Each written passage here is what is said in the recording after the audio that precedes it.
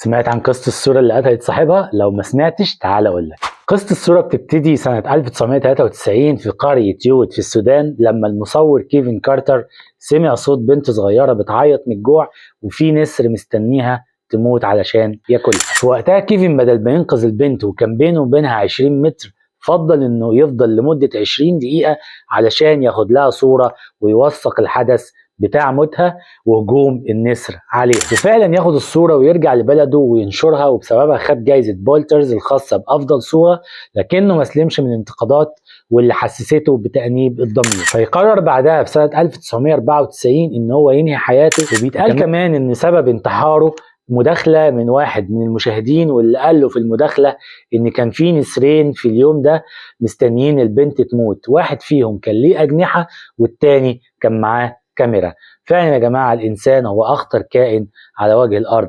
خلص